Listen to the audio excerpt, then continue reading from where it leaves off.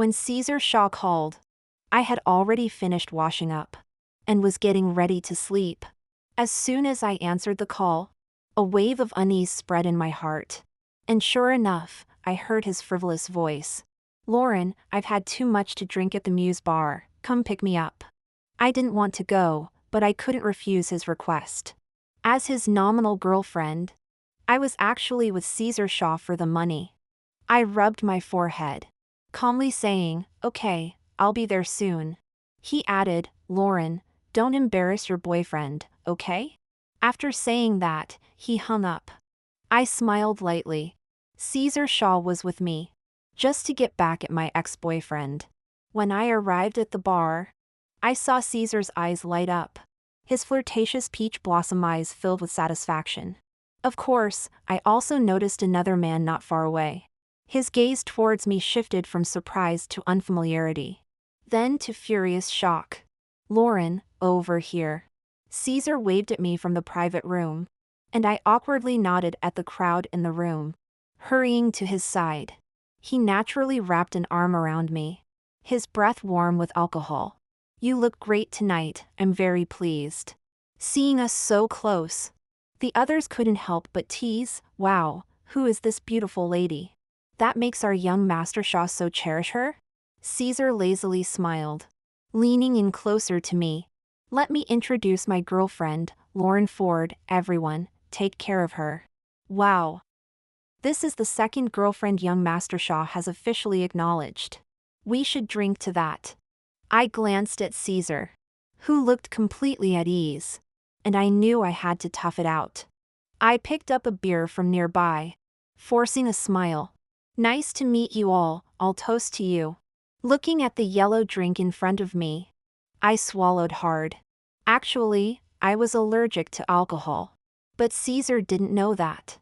I took a deep breath, ready to grit my teeth and down it, when suddenly a man appeared, snatching the glass from my hand, and with a smash, threw it far away. The glass shattered with a piercing sound, and the atmosphere in the room instantly dropped to freezing point. Grayson Harper's eyes were red, furious as he shouted at Caesar. "Caesar Shaw, what do you mean by this? Don't you know that Lauren is allergic to alcohol?" Caesar's body stiffened for a moment, but he quickly regained his composure. He possessively held me, his breath hot against my ear. "It doesn't matter whether I know or not, but it seems like Mr. Harper is very concerned about my girlfriend." Caesar provocatively looked at Grayson. "Mr. Harper, Lauren is my girlfriend. How we are is none of your business. And it seems you're overstepping your bounds." Caesar's tone held a hint of anger. "Grayson Harper, you've crossed the line." Grayson was momentarily speechless. Caesar Shaw was right. How we were was none of his concern. After all, we had already broken up. Grayson looked pained, his eyes pleading as he looked at me. "Lauren, come with me. I can give you whatever you want." I stared blankly at the man in front of me, the one I had once deeply loved. If he had said such things in the past, how wonderful that would have been. Noticing I was a bit dazed, Caesar discreetly pinched my waist, his low, slightly threatening voice ringing in my ears. "Lauren, you're my girlfriend now." I closed my eyes, taking a deep breath to compose myself. And when I opened them again, I smiled at the anxious Grayson. "Sorry, Mr. Harper, I don't know you. Where are you planning to take me?" "Lauren, that guy with the surname Shaw isn't a good person. Stay away from him." Grayson scrutinized me, looking at my outfit. "Lauren, you used to be such a pure and kind girl. Don't be deceived by his money."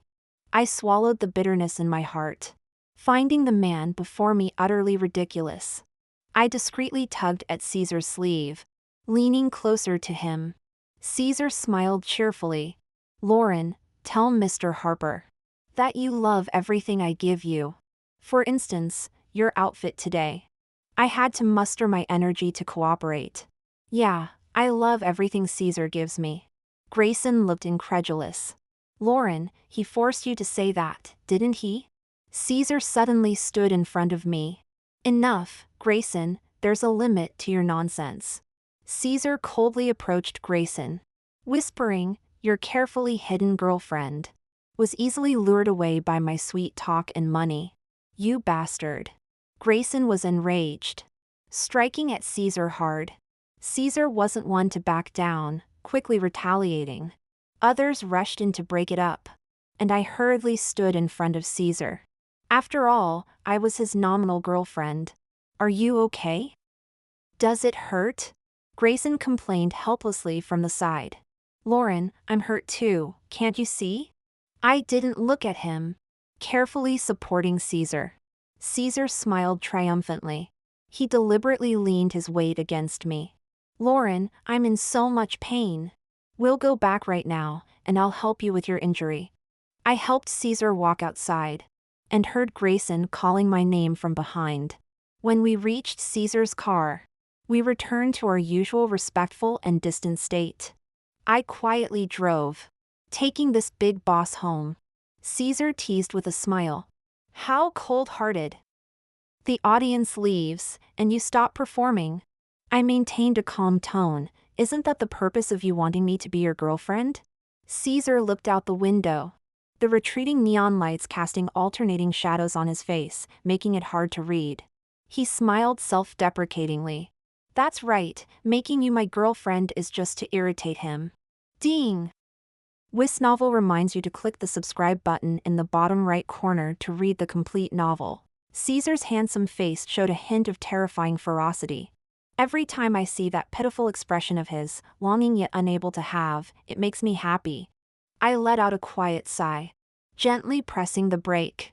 "But you're hurting yourself too." Seeing me silently get out of the car, Caesar's eyes flashed with panic. "Lauren, are you going to find him?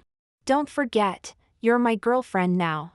I stared at Caesar intently, and after a long while, slowly replied, "I'll go and be back." I went to the pharmacy to buy some medicine.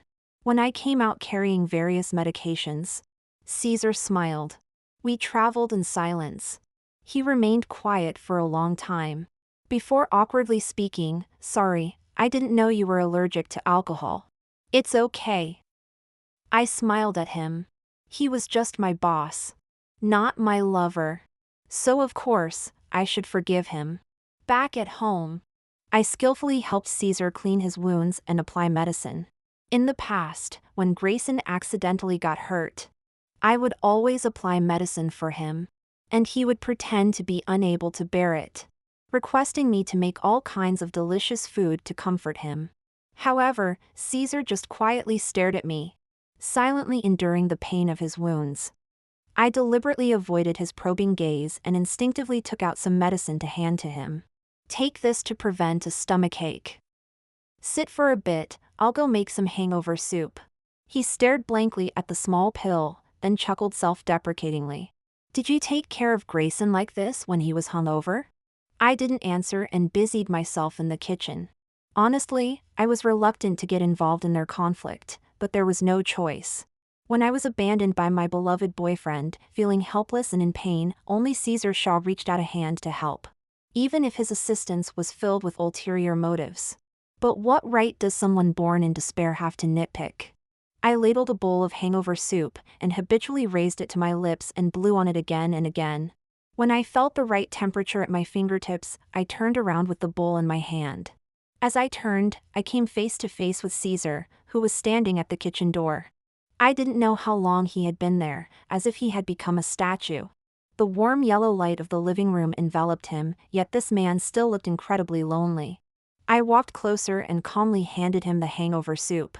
"Drink this, or you'll have a headache when you wake up tomorrow." Caesar stirred the soup repeatedly with the spoon but didn't drink any for a long time. "Lauren, a woman like you is really easy to fall in love with." I met his gaze calmly. "You mustn't fall in love with me, that's what we agreed on." "Of course." Caesar's eyes regained their clarity. "We're just in a cooperative relationship." He returned the bowl to me, forcing a smile. "Get some rest." With that, he turned and went back to his room. A mix of emotions surged in me, but they were quickly suppressed by reality. As a mere worker dependent on others, why should I worry about these privileged elites who earn millions in a minute? To them, I was just a pastime for their boredom. After washing up, I returned to my room. It was almost 3 a.m. After all the fuss, I found myself wide awake. Bored, I scrolled through my phone and came across a post from Caesar an hour ago. There were two pictures.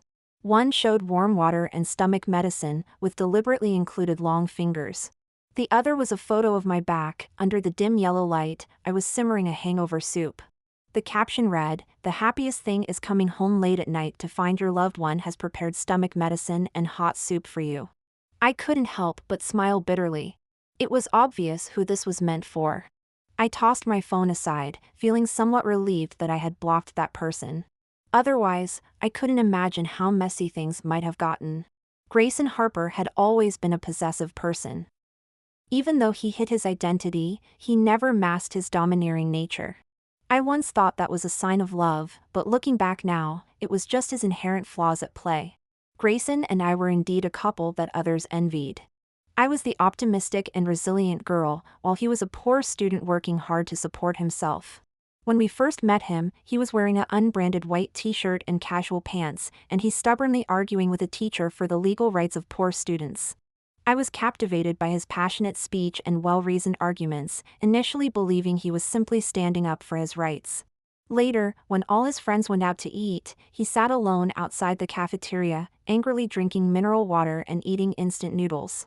I felt a pang of sympathy because I had also relied on scholarships to complete my studies.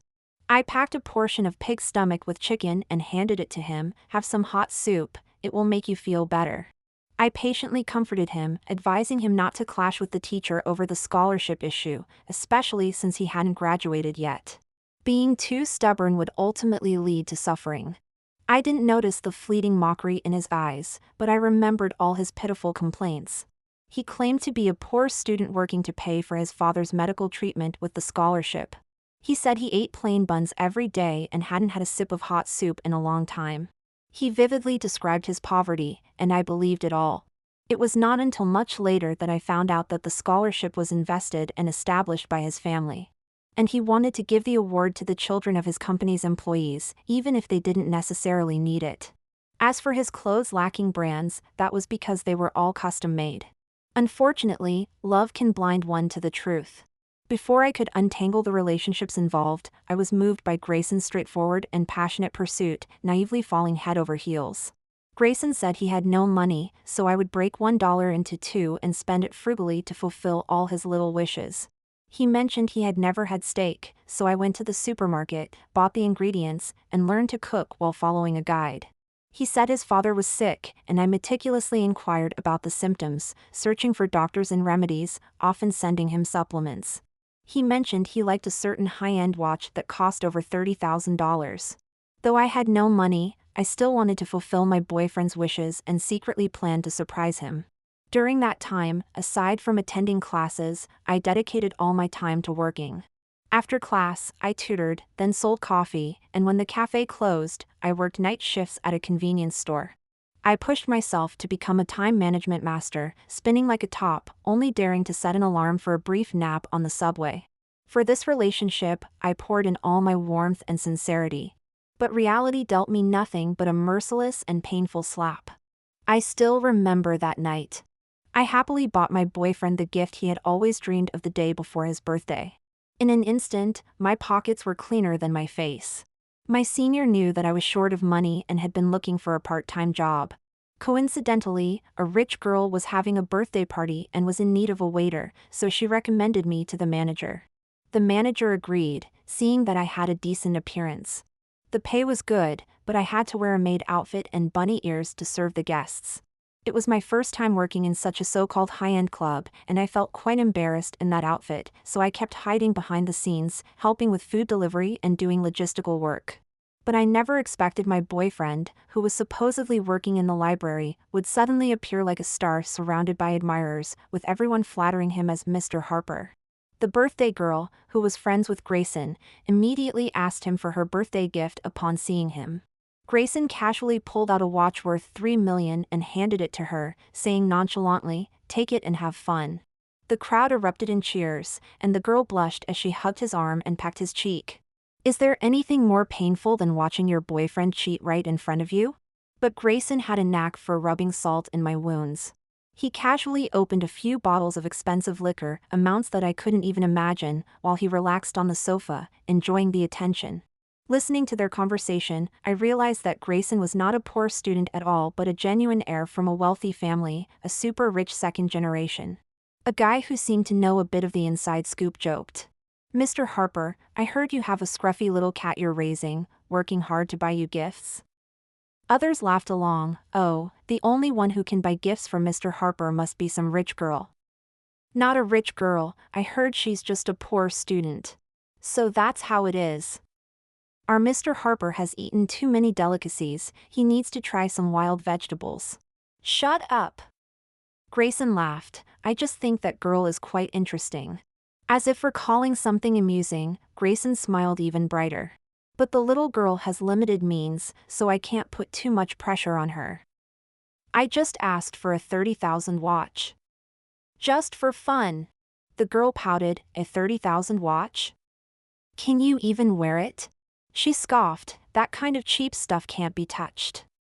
Otherwise, it might cause allergies." Grayson didn't say anything, but there was a strange sparkle in his eyes, an excitement that seemed suppressed. The guy continued, "I heard that girl's family isn't well off. Can she gather 30,000? She should be able to. I see her working hard." Grayson seemed to think of something funny. "That little girl is really amusing.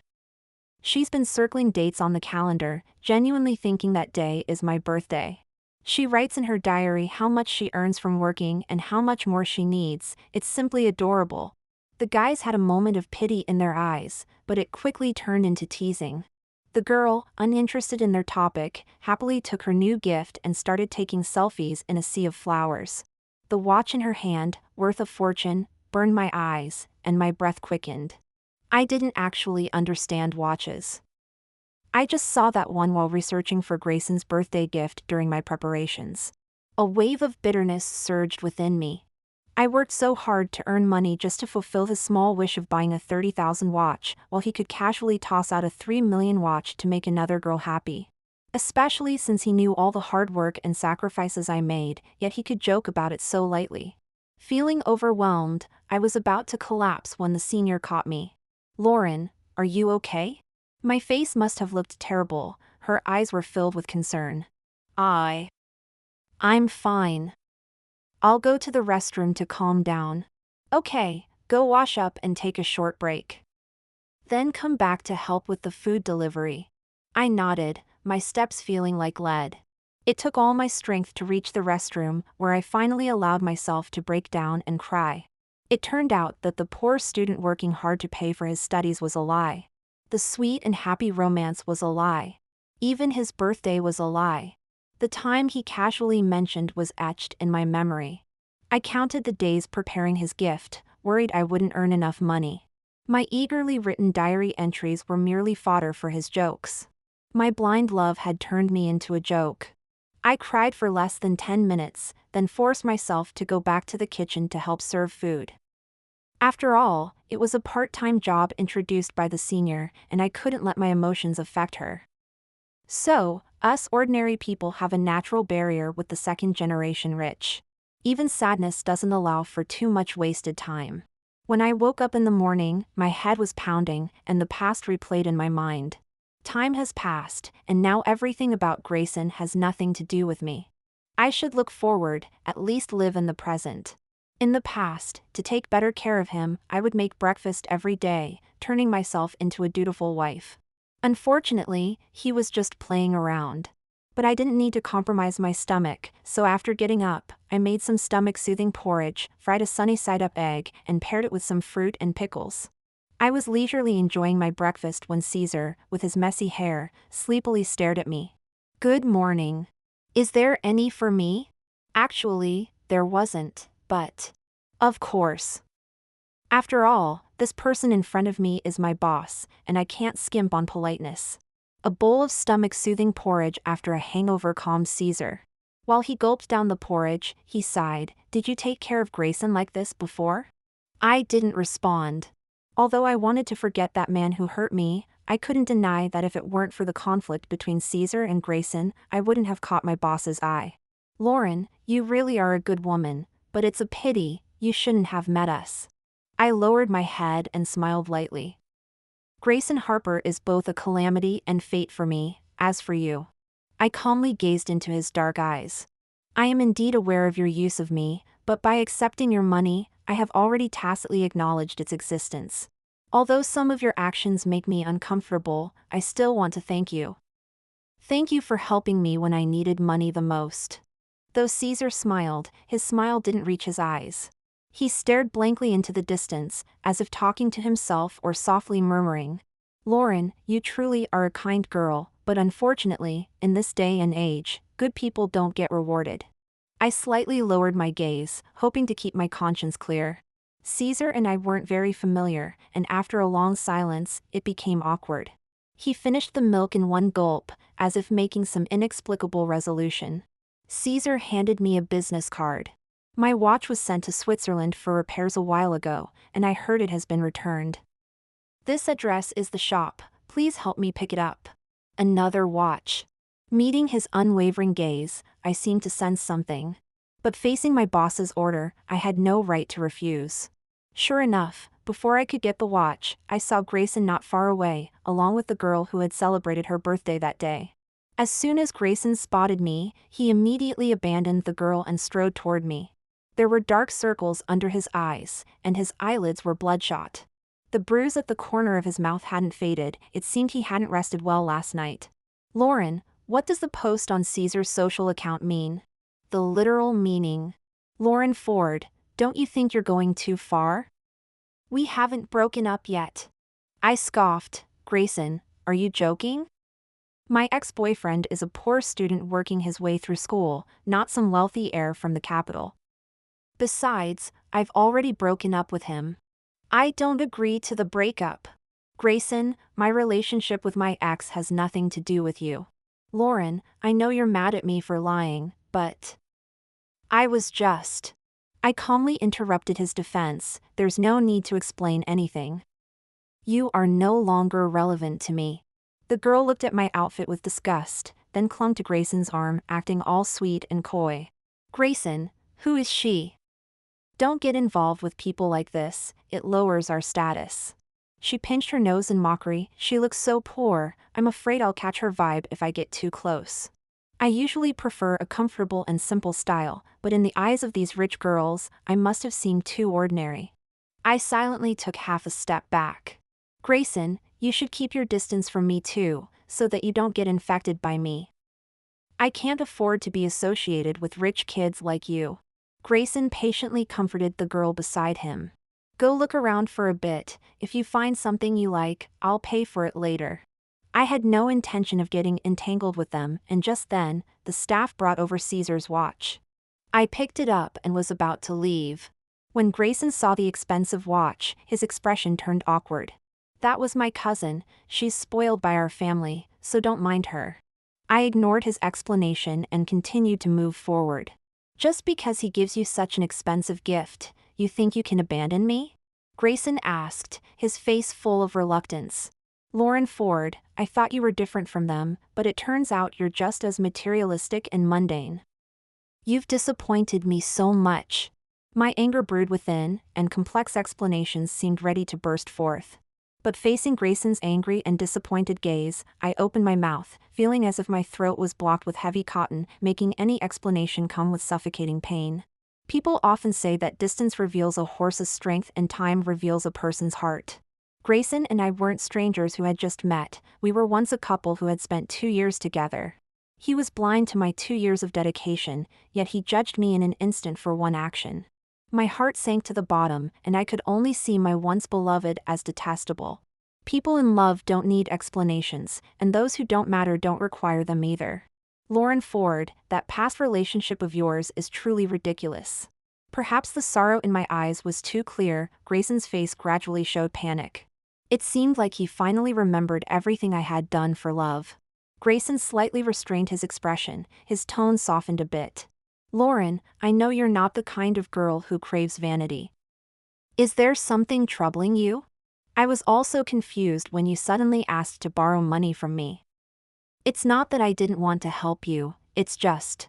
I sneered, it's just that you can't accept that the girl who could endure hardships with you, who would give without asking for anything in return, suddenly turned into an ordinary person who likes money, even doubting that I knew your identity from the start and approached you on purpose.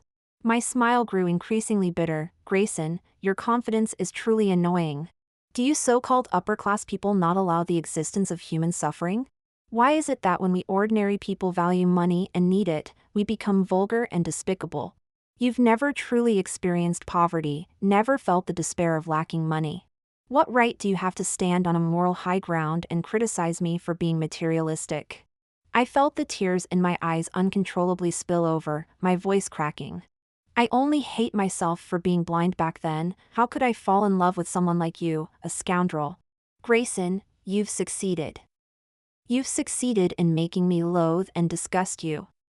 If I could, I'd wish to never see you again in this lifetime. I shook him off and strode out, the air here suffocating me. Grayson finally panicked, gripping my arm tightly.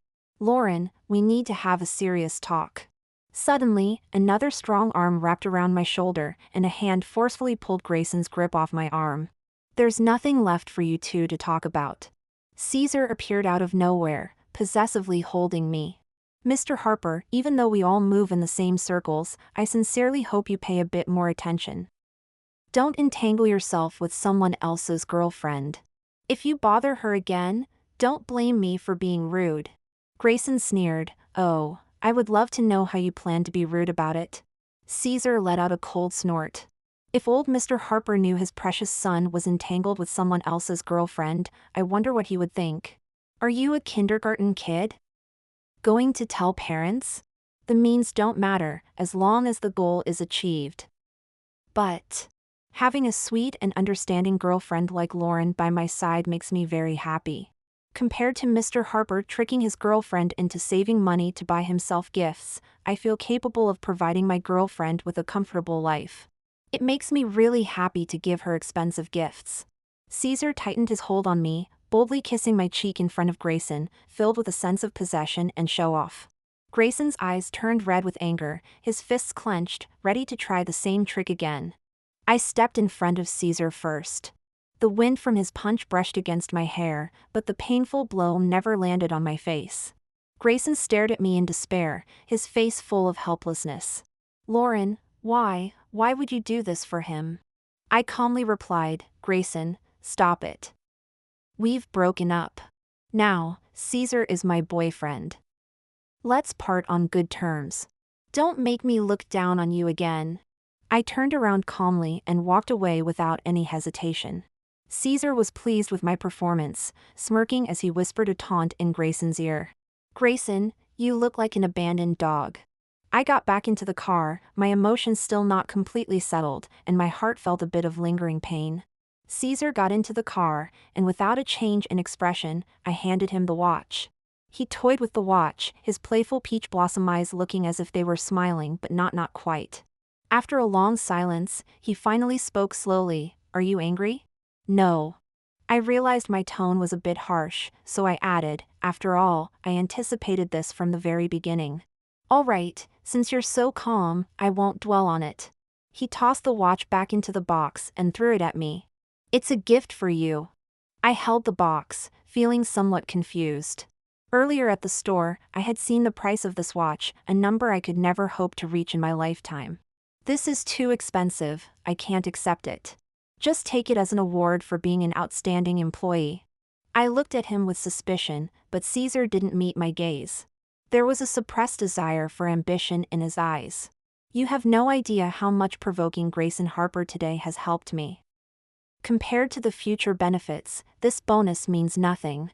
I listened in a daze, vaguely realizing it might be related to their respective businesses, but it was not something I could interfere with. Caesar dropped me off at home and didn't show up for a long time. I was quite happy with the peace and quiet, running back and forth between home and the hospital every day. Watching my mother, who was barely breathing in the ICU, I prayed silently every day for her to wake up. Because she was my only family in this world. I was an orphan, adopted by my foster mother when I was 7, and that's when we began our life relying on each other.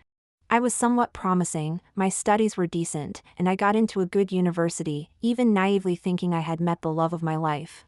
I once had a very happy time when the lies hadn't been exposed and my family was still by my side. But fate has a way of targeting the weak, and misfortune seems to seek out ordinary people like us.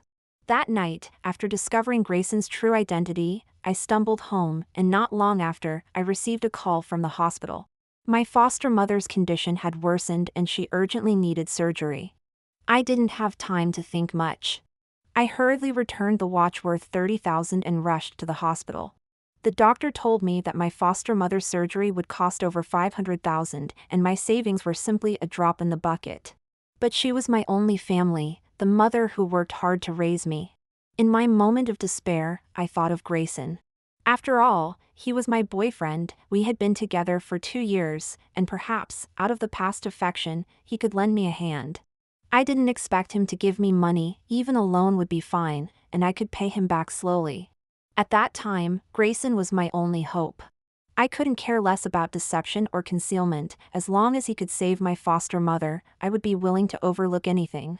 At that moment, the rich and noble young master, Grayson Harper, felt like a god in my imagination.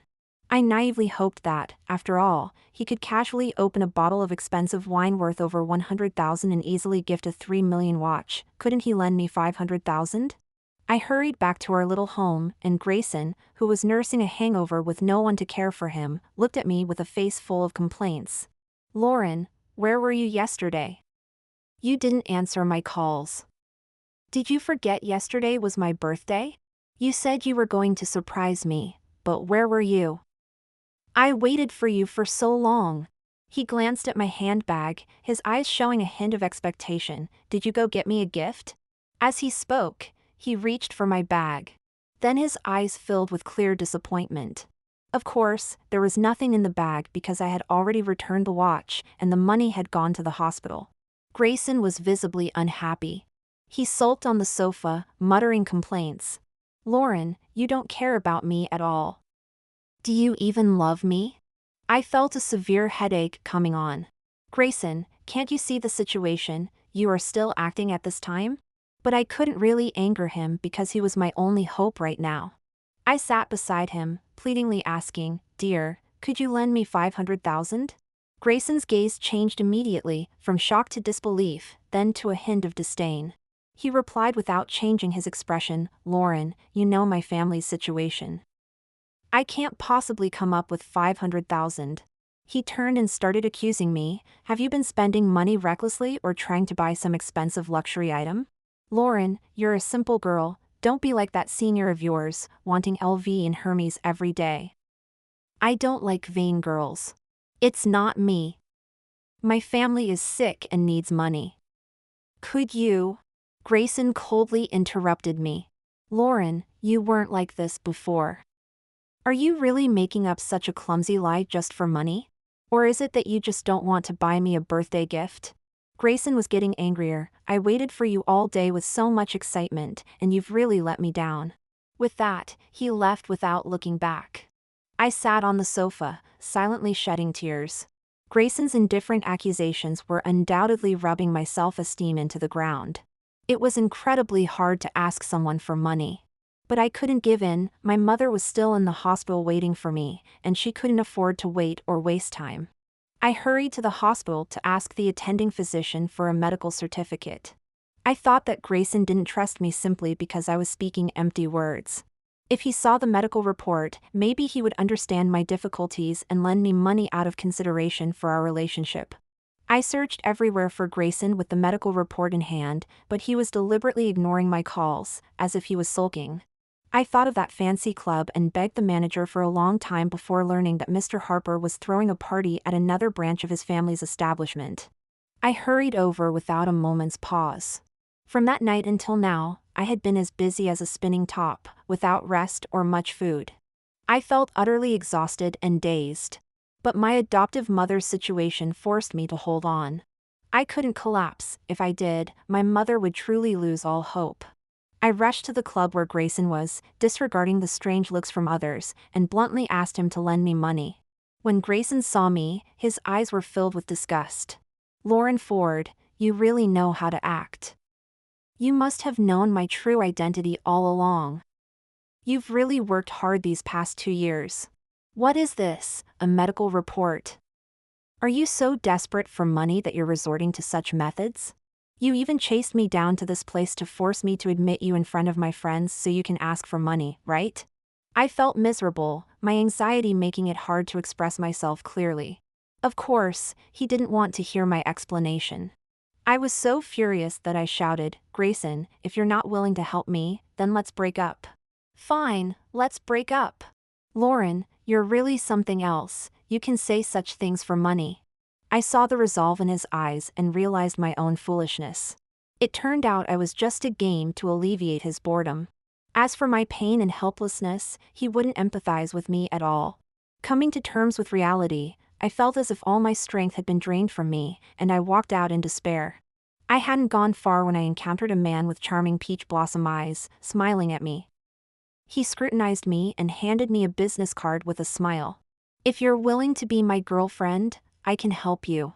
For the sake of money, I agreed to Caesar's request, fully aware of his intentions. He was Grayson's rival, and asking me to be his girlfriend was merely to provoke that man. I didn't know if his goal would be achieved, nor did I care about being used. As long as I could save my adoptive mother, being used at least meant I still had some value. In the past few days, the attending physician told me that my mother had exhausted herself too much in previous years. Although that surgery saved her life, there were no signs of improvement in her current condition, and he hoped I could prepare myself psychologically. I looked at my mother in the hospital room, once again enveloped by a deep sense of powerlessness. I used to think that having money could buy my mother's life back, but reality told me that sometimes, even money is powerless in the face of fate. I informed Caesar about my mother's condition. After all, he was the one who provided the funds for her treatment and could be considered my benefactor. I told him that I needed to stay in the hospital during this time, but he could call on me whenever he needed. Caesar seemed to be in a good mood and readily agreed, even reminding me to take good care of my mother and to ask him for money whenever necessary. "Thank you, Caesar. Thank you for helping me back then. You're welcome, after all, you are my girlfriend." I forced a smile, but I couldn't truly laugh. After exchanging a few pleasantries, I ended the call. Perhaps due to the pain I experienced last time, I was unexpectedly calm this time. I even cruelly and selfishly thought, could my mother also want to be released from her suffering? But I didn't expect to run into Grayson at the hospital again. It had been almost half a month since I last saw him, and he looked severely emaciated, clearly not in good condition. I didn't know the details of their business struggles, but I had casually seen in the news that Shaw Corporation had taken a major client from Harper's company, seemingly due to Grayson's poor decision-making. I didn't know if it was related to me, but I also mocked myself, thinking I probably didn't have that much influence. "Lauren, what are you doing in the hospital? Are you sick?" I turned my gaze straight ahead, not wanting to be entangled with my ex-boyfriend again. But he stubbornly held on to me, his voice carrying a hint of pleading. "Lauren, have we really reached a point where we have nothing left to say? Let go. Lauren, can we talk?" A nurse hurried over. "Miss Ford, there you are. You need to go take a look, your mother." I could no longer pay attention to Grayson's insistence and followed the nurse to the intensive care unit. Everything afterward was chaotic and hazy. I saw doctors and nurses bustling in and out, while I could only helplessly wait at the door. I watched the red light turn on and then extinguish. I knew Grayson had been by my side. I also knew that it wasn't long before Caesar arrived. But I could no longer focus on them. In my eyes and heart, there was only that one family member, only my mother's life and death tugging at my heart. "I'm sorry, we've done our best." As the bell rang for the end, I finally had to face this painful conclusion. After that, everything felt hazy, as if I had become a puppet with my soul pulled away, numbly doing what everyone was supposed to do at this stage. The morgue, the crematorium, the cemetery. I had cried so much and for so long recently that my eyes hurt from dryness. I couldn't hear Grayson's apology, nor could I hear Caesar's comfort. All I knew was that my mother was gone, and I was an orphan again. After handling my mother's affairs, I prepared to leave. This city had brought me too much sadness, and I wanted to start a new life in a new place. I left the house that Caesar had provided, not taking a single one of those expensive gifts. They were never mine to begin with. Moreover, I had always been from two different worlds than them. As soon as I got downstairs, I saw Grayson. I didn't know how long he had been waiting, but the ground at his feet was littered with cigarette butts. "Lauren, I'm sorry. I really didn't know you were borrowing money from me because..." "Sorry, it was my arrogance." I looked calmly at this man I once loved, feeling absolutely no emotion at that moment. "I don't want to forgive you, and I won't hold a grudge. Grayson Harper, we are done. But Lauren, please don't be like this. Give me a chance to make it up to you. I really know I was wrong." The proud young master lowered his head. "I really loved you and cherished your kindness towards me, but people are always greedy. I always hoped you could be a little kinder to me and care about me a bit more, so that I could feel something. I never intended to hurt you, nor did I deliberately deceive you. It's just that later, I didn't know how to explain. Even though my family seems wealthy, I've actually seen too many people who crave vanity. I just didn't want you to become like that. I hoped we could keep things pure." I coldly interrupted Grayson's confession. "Your idea of purity is just my unilateral and unconditional giving." I sneered. "Grayson, you may not really like me. You just haven't seen anyone as foolish as me in your past life. You're just unaccustomed to losing my meticulous care, or perhaps when you saw me taken away by Caesar, your competitive nature flared up, and you just couldn't accept it. You always say you love me, but the way you love me is nothing but one-sided demands with stingy returns. Grayson, someone like you really doesn't deserve to say love." Seeing that I had pierced through his inner thoughts, Grayson looked visibly flustered. "But Lauren, do you think Caesar is a good person? He approached you with ulterior motives. He was just using you to provoke me. His ex-girlfriend chose me over him, so he wants to take you away to provoke me. Lauren, even if I'm a scumbag, that doesn't mean Caesar Shaw is a good person." I looked calmly at the hysterical Grayson, feeling that this boring game should come to an end. "I know what you're talking about. I know about Caesar's manipulation, but so what? At least he extended a helping hand when I needed it the most, rather than mocking my vanity and materialism like my then-boyfriend did. Grayson, people who truly love each other will never sit idly by while their loved one suffers, nor will they deliberately deceive. I really loved you once, with pure affection, willing to give everything. But once I discovered your deceit, everything came to an end." Grayson stared blankly, unable to utter a word. Because every word I spoke shattered the weak bond between us completely.